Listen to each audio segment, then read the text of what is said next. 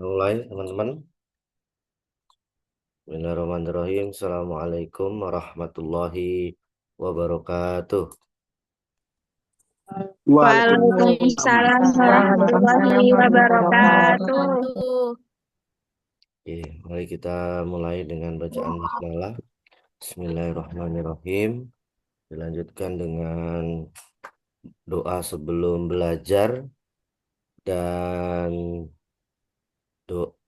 membaca Quran surat Anas. Ya, kita mulai.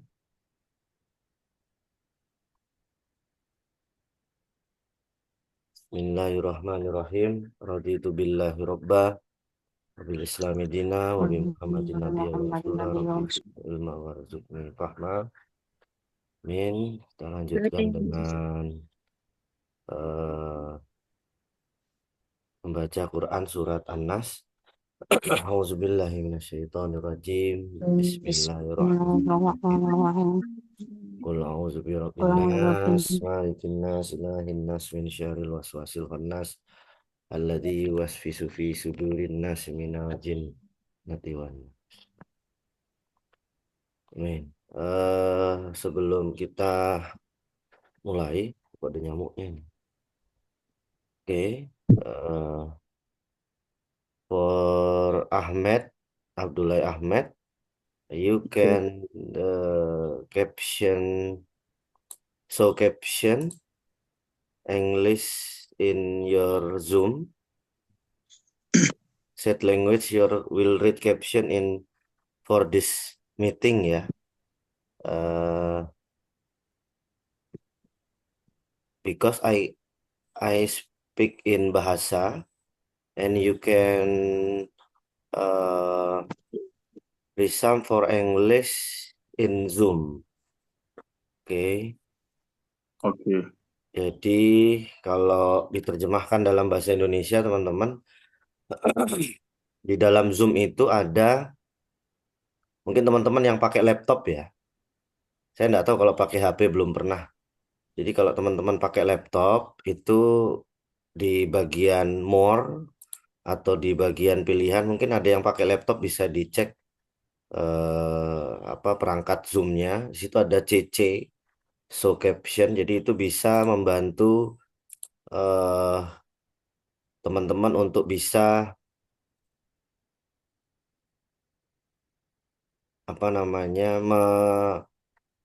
ini mentranslate ya. Jadi kalau saya ngomong bahasa Indonesia sih muncul di bawahnya ada bahasa Inggrisnya.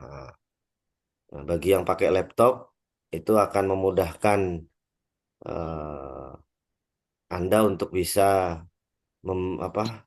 mengerti bahasa Indonesia, tapi di situ ada kayak kita nonton film barat gitu ya, terus ada subtitlenya. Itu kira-kira. Mungkin Mbak Putri Rajas Wani pakai laptop ya, Mbak Putri. Ya, itu kalau coba Iya, Pak. ada CC itu di mana? Di laptopnya, di Zoom-nya itu bisa nanti kelihatan tuh subtitlenya dalam bahasa Inggris. Tapi kalau begini, apakah ada kelihatan subtitle nggak di perangkat teman-teman? Tidak ada. Di HP ada, Pak. Oh gitu. Iya, Pak. Iya, Pak. Oke, nah ini mungkin Ahmed bisa you can read the subtitle in Zoom ya. Oke. Oke teman-teman, kita mulai. Jadi ini teman-teman kemarin saya kira sudah bagi sebelum ke materi ternyata harus ada presensi dulu yang harus saya cek ya. Ini dulu saya isi dulu ya. Kita panggil belakangan saja.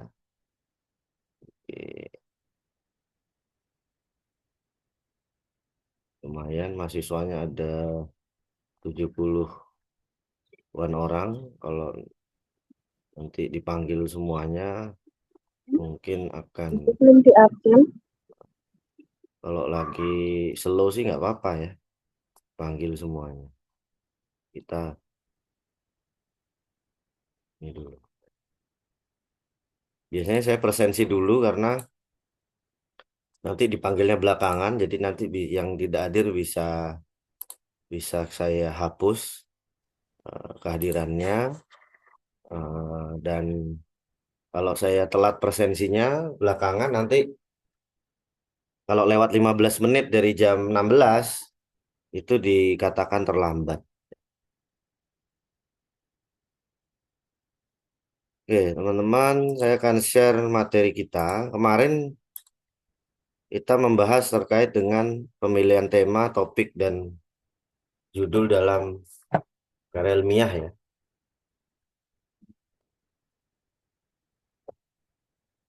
Sesuaikan posisi duduk dulu. Ya, jadi dalam bahasa Indonesia kemarin kita bahas soal pemilihan tema dan teman-teman saya minta bagi kelompok. Kemarin Mbak Haya sudah membagi beberapa kelompok. Mungkin Mas Juliansa saya kira juga nanti silahkan memilih ya. Memilih topiknya yang mana A, B, C, D, E, F.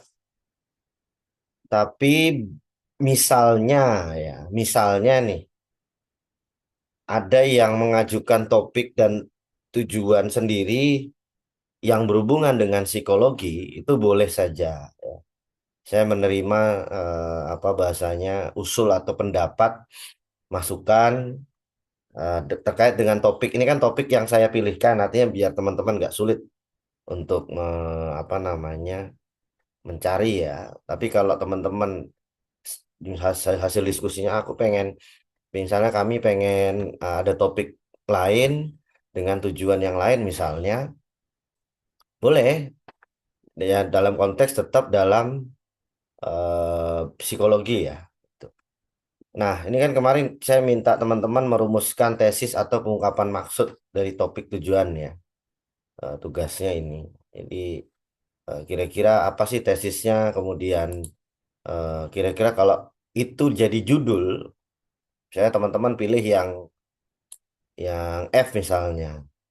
Ini kan belum judul nih, baru topik gitu ya. Baru topik dampak penggunaan media sosial terhadap regulasi emosi remaja atau peran teman sebaya dalam pembentukan identitas diri remaja misalnya. Ini baru topik gitu.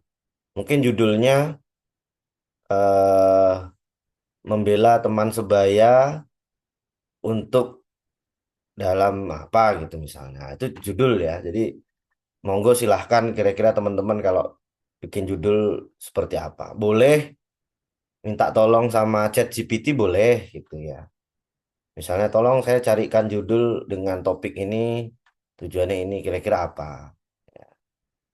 Ya itu saya artinya begini, kenapa saya membolehkan teman-teman buka ChatGPT agar teman-teman tahu betul-betul bagaimana cara memanfaatkan ChatGPT yang baik. Tentunya yang perlu Anda waspadai adalah ketika ChatGPT-nya itu gratisan, ya, tentunya informasi yang Anda peroleh itu bukan informasi yang seutuh-utuhnya atau sebenar-benarnya dalam konteks eh, apa namanya AI. Tapi jika ChatGPT-nya teman-teman berbayar, ya monggo silahkan mau patungan, mau urunan, mau beli ChatGPT gitu, mau sampai itu dipakai sampai semester 8 pun tidak ada masalah gitu. Teman-teman mau patungan gitu nanti pakainya bareng-bareng. Itu kan bisa, ya.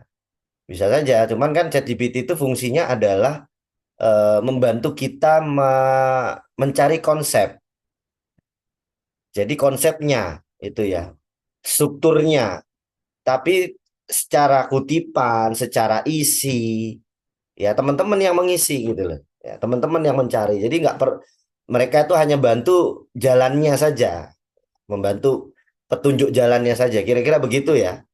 Ya, jadi jangan sampai teman-teman kemudian aku minta, aku sudah bayar ChatGPT, aku mau buat bikin skripsi bab 1 sampai bab 5, tolong ChatGPT kerjakan semuanya, ya kan? Nanti jadi berapa halaman misalnya 150 halaman misalnya. Ya oke, mungkin ChatGPT bisa saja ngerjakan, tapi kan dia dapat data dari mana, ya kan? Dia dapat prosesnya dari mana, gitu ya. Proses mencari informasi yang ingin dikerjakan itu seperti apa? Kan tidak bisa.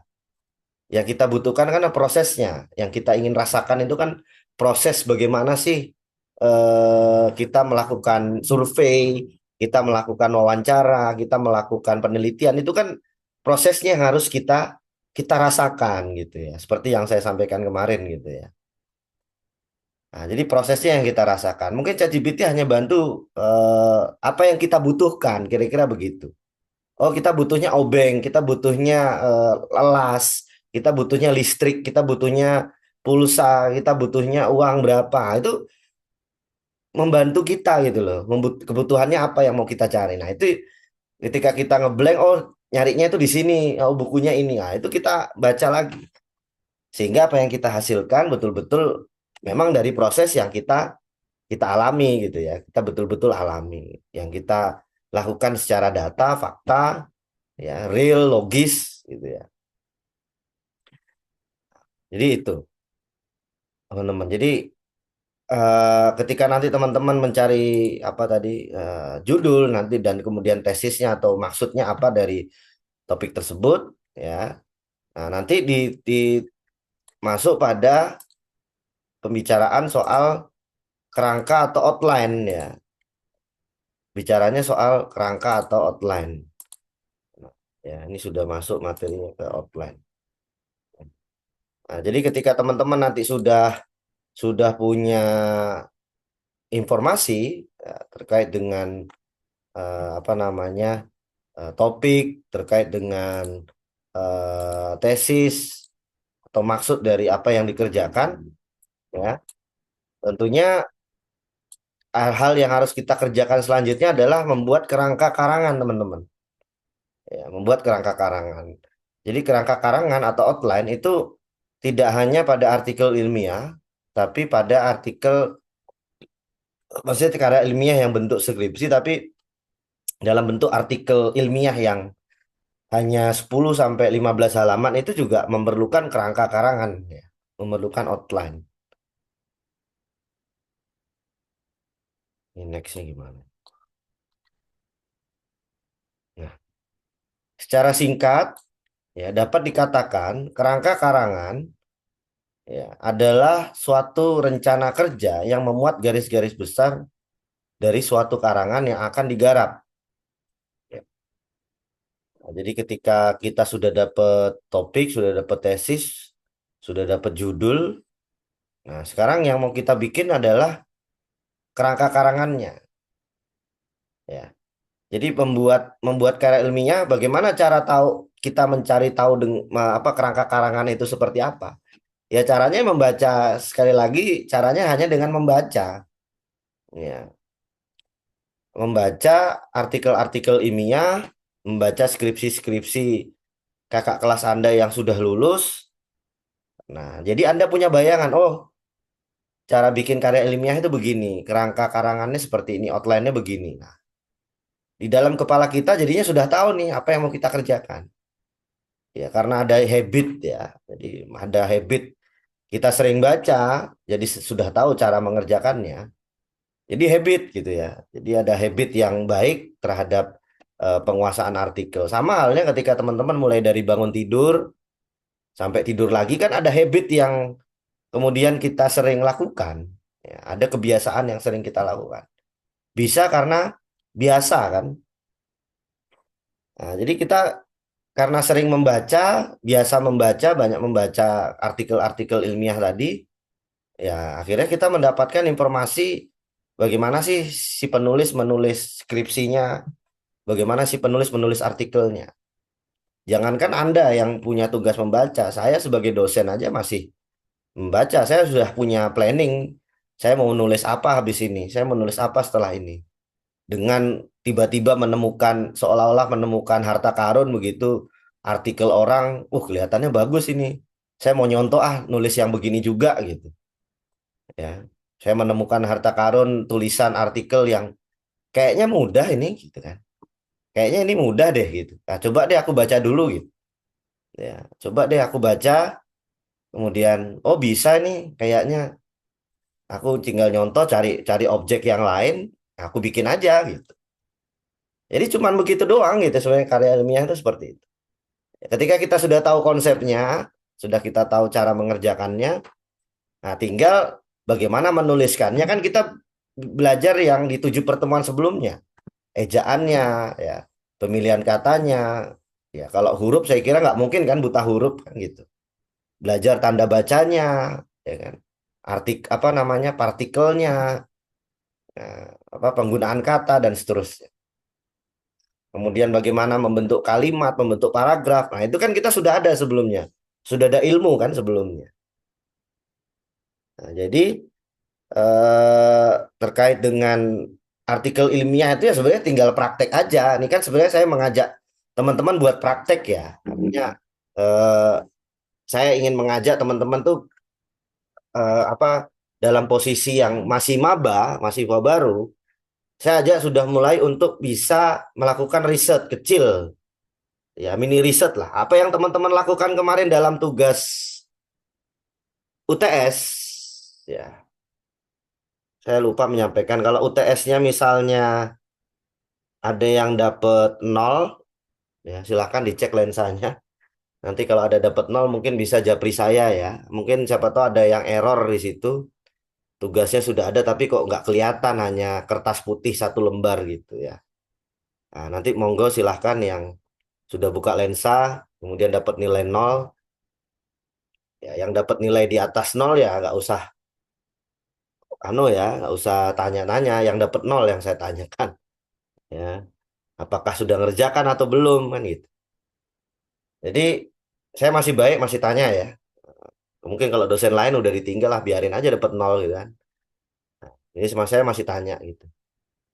Jadi itu teman-teman artinya apa yang teman-teman lakukan kemarin pas UTS itu sebenarnya melakukan mini riset gitu ya.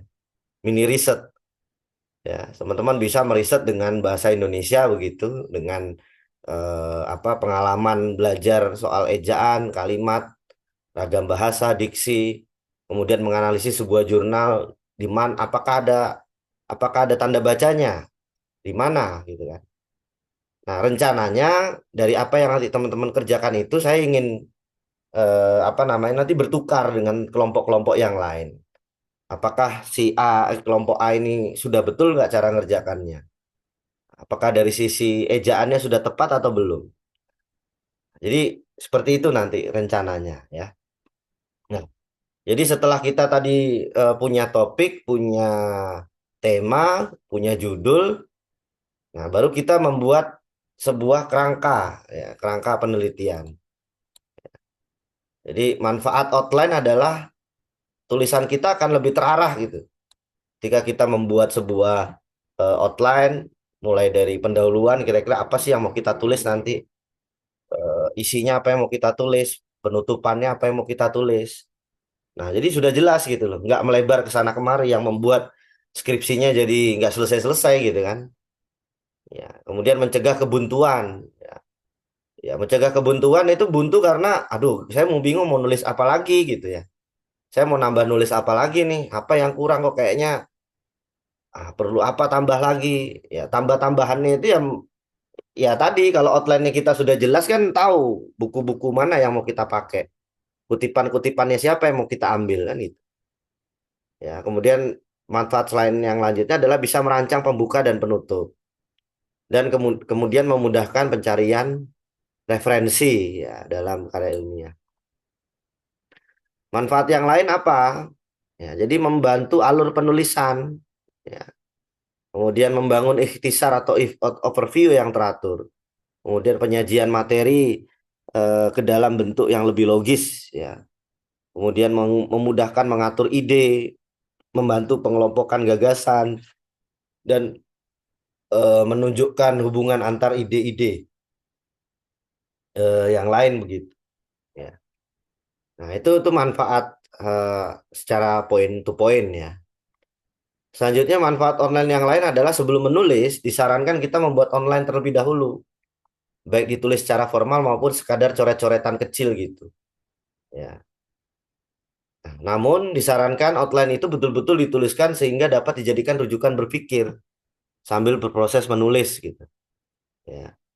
Kemudian mungkin mungkin saja ada penulis yang tidak membuat outline ya, tetapi dapat menghasilkan tulisan yang baik. Ya, mungkin ada yang tidak bikin outline tapi langsung ditulis bisa aja. Namun para penulis pemula ya kayak teman-teman ini kan penulis pemula ya. Nah, kalau saya kan sudah bisa jadi oh apa yang mau saya tulis ya walaupun saya sudah banyak menulis tapi tetap saya harus bikin kira-kira yang mau saya teliti apanya gitu ya. Jadi nggak bisa sembarangan nulis nanti tiba-tiba di tengah jalan punya ide ditambahin lagi. Nah, terus tiba-tiba oh ya aku mau nambahin ini tambahin lagi kan jadi nggak selesai-selesai gitu loh tulisannya ya kan.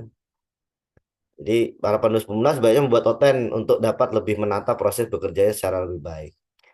Ada banyak manfaat outline dari beberapa diantaranya dikemukakan sebagai berikut. Yang pertama, memungkinkan kita ya, penulis melihat keseluruhan gagasan yang akan ditulis. Ya, kira-kira kita mau nulis berapa subbab, berapa bab gitu ya. Alur logika uraian gagasan dapat dilihat secara jelas. Ya, alur logika ya, mulai dari pendahuluan itu kira-kira sudah betul belum? Kita sudah membuka dengan masalah atau belum gitu kan. Kemudian jika terjadi kekurangan, kekurang tepatan penempatan subtopik secara alur logika, kita dapat memperbaikinya agar lebih runtut. Ya, ya misalnya di bab satu gitu. Wah ternyata poin poin poin D misalnya harusnya masuknya di poin B gitu. Harusnya nomor 2 gitu kira-kira. Ya setelah kita baca nih, kita nulis, kita baca, oh ternyata harusnya posisinya nggak di sini dia naik nih, yang tadi di atas turun gitu misal. Nah jadi kan kelihatan. Nah itu kalau bikin outline tadi. Jika ada satu topik yang kurang relevan, ya dengan tema keseluruhan judul, topik itu dapat dibuang. Ya. Selanjutnya,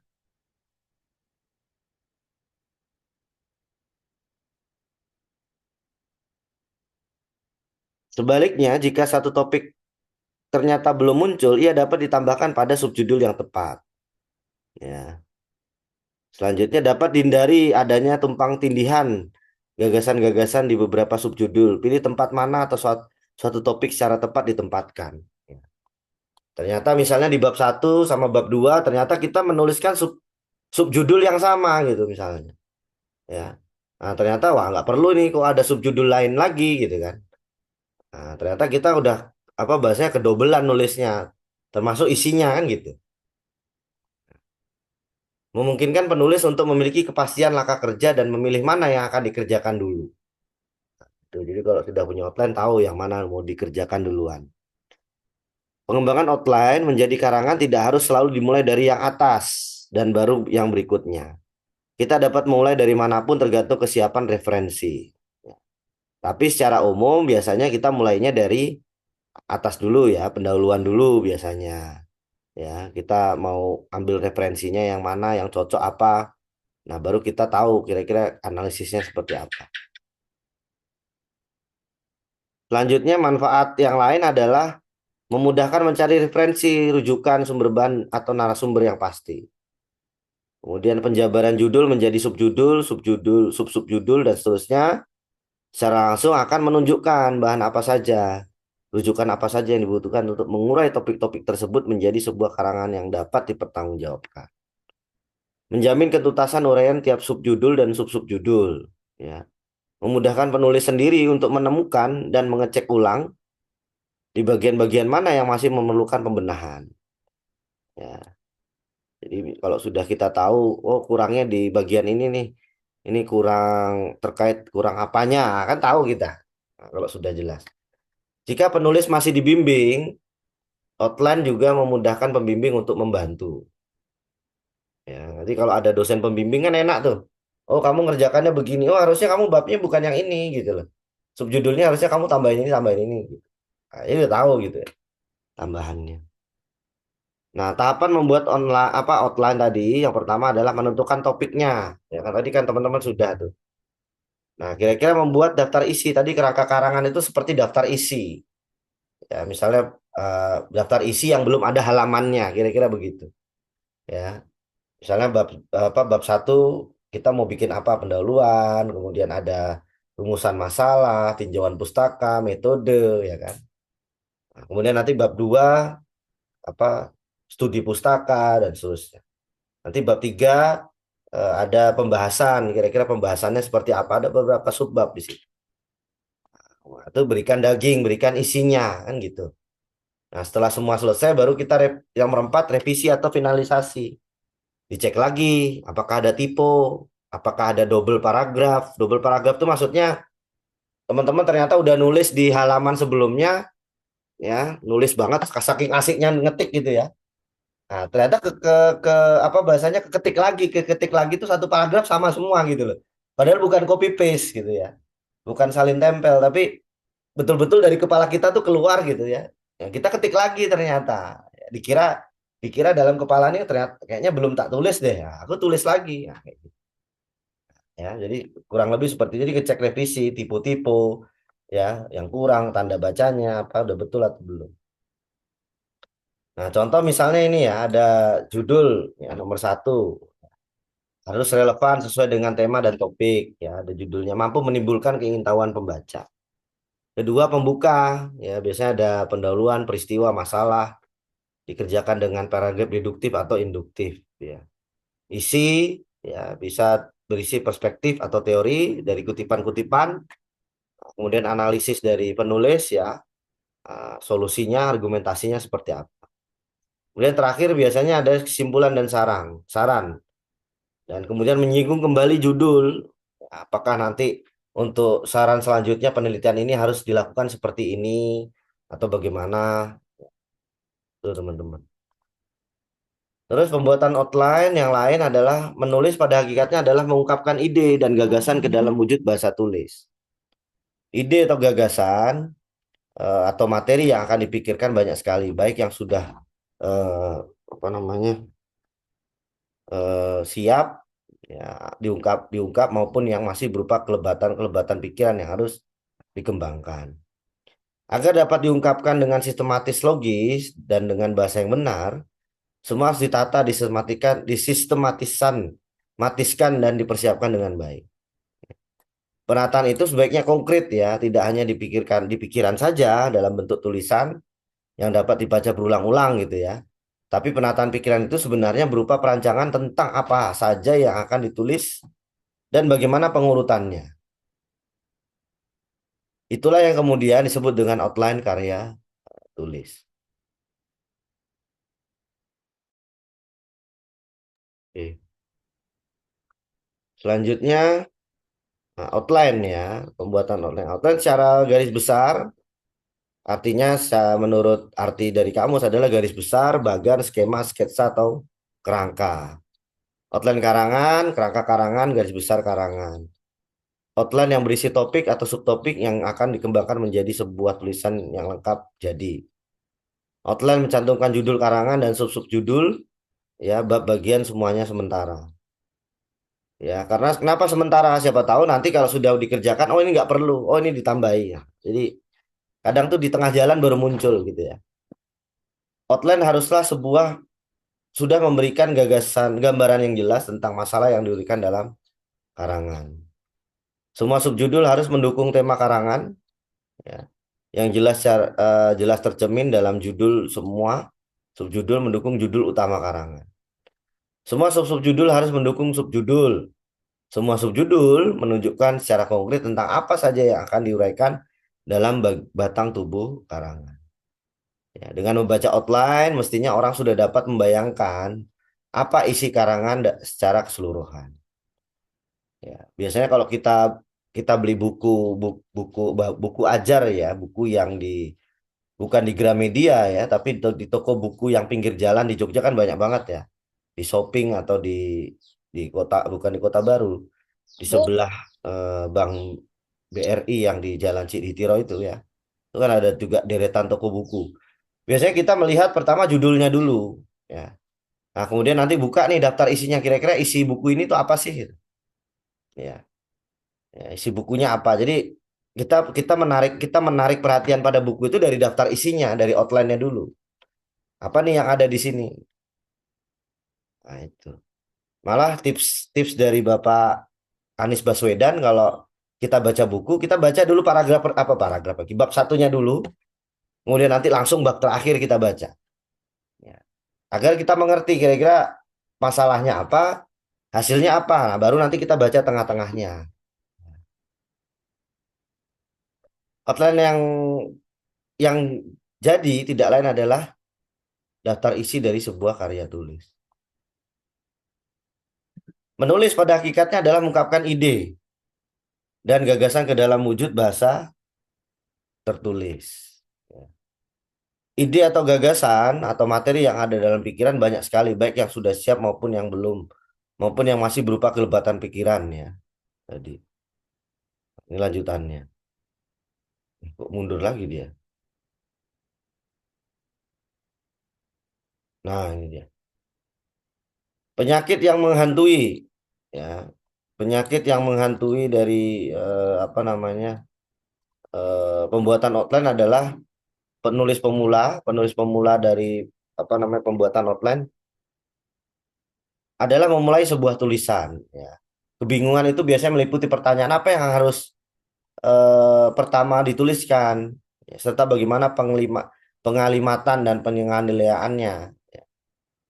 Kemudian kebingungan pertama disebabkan adanya jumlah gagasan yang berebut untuk lebih dahulu dituliskan apa yang mestinya dituliskan di awal penulisan ya.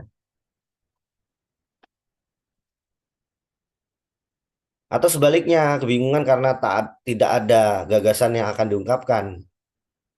Kebingungan kedua adalah menyangkut aspek bahasa, bahasa tulis menulis. Bagi mahasiswa atau pelajar yang sedang belajar menulis ketepatan unsur bahasa, bahasa tampaknya lebih tekankan ya. Tetapi bagi para penulis sungguhan, misalnya mahasiswa S2 atau S3, aspek ini adalah aspek isi karangan yang lebih ditekankan. Hal itu tidak berarti masalah bahasa diabaikan, tapi semestinya itu sudah baik. Ya, makanya kenapa di S1 itu masih ada bahasa Indonesia agar teman-teman itu menjadi baik dalam tulisan-tulisan dalam bahasa Indonesianya. Dan kenapa di mahasiswa S2 atau S3 itu sudah tidak ada lagi materi kuliah bahasa Indonesia. Karena tadi dianggap bahasa Indonesianya sudah bagus. Cara menuliskan karya ilmiah sudah bagus. Jadi nggak perlu lagi ada mata kuliah bahasa Indonesia di S2 maupun S3. Karena dianggap sudah lebih apa bahasanya kalau kalau kita boleh bilang lebih senior lah ya. Sudah mengerti dasar-dasar dalam penulisan karya ilmiah dan sudah pernah menulis skripsi. Kira-kira begitu.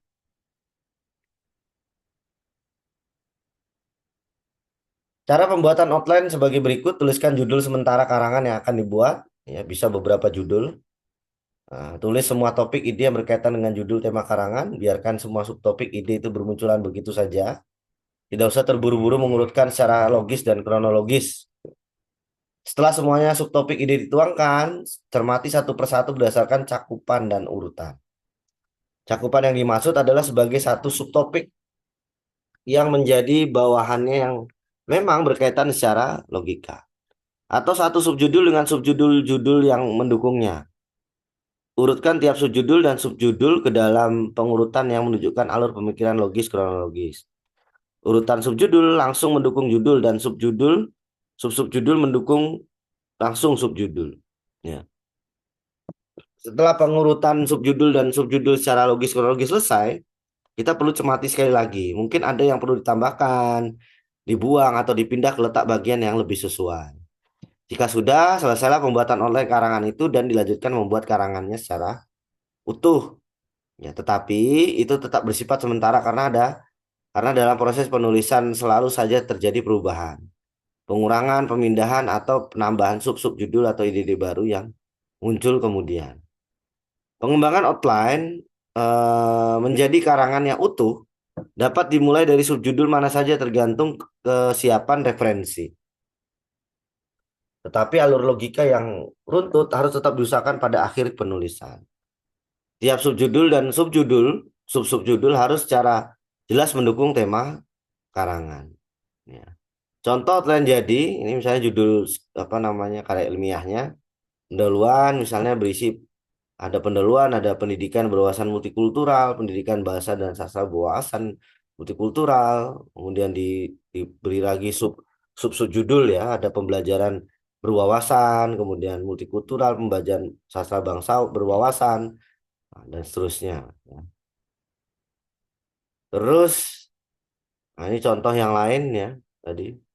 Kalau misalnya kita mau melihat apa uraian dari karya ilmiah, strukturnya gitu ya.